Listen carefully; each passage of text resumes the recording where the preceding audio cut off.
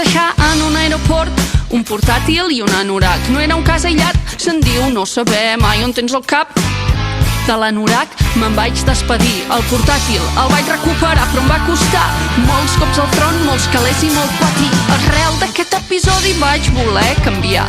Estava decidida a estar contenta, no per trobar, sinó per no perdre. Però és difícil la conversió, perquè des de petita s'albirava que tindria un futur prometedor. L'agenda de col·legi me la deixava a casa al costat dels deures fets i l'entrepà. I de la motxilla que també vaig oblidar, al bus em volaven els diners i uns auriculars o 2 o 3, i al tren targetes, ulleres, papers.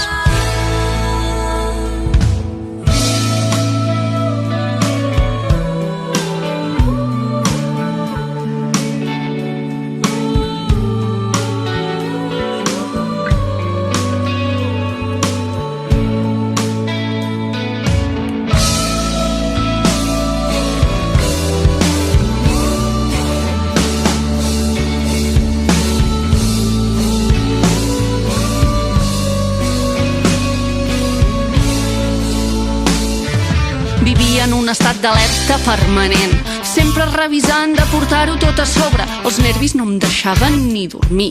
Per això vaig fer una enquesta entre la gent que m'envoltava, que començava tema per ells i per mi, a veure si me'n sabien donar raó, i em van dir: és molt senzill, et passa perquè vas de bòlit. I el més trist és que fa tant de temps que vas essent que no t'adones de coses que realment t'estàs perdent. Què m'estàs dient? Doncs construir relacions i cuidar-les o gaudir d'una tarda d'avorriment.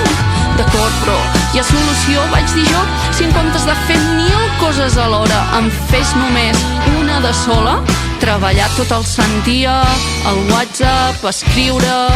Seria pitjor el remei que la malaltia i pararia boja.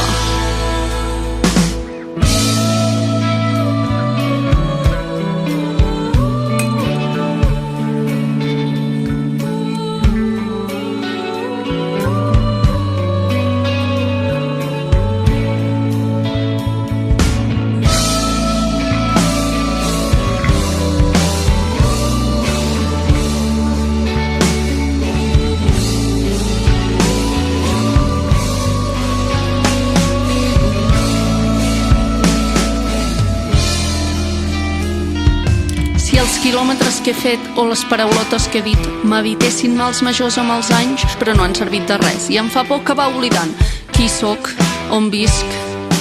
Per superar l'angoixa em dic: és un cop cada descuit, però també menys pesa la maleta, el que ja no tinc no puc tornar-ho a perdre.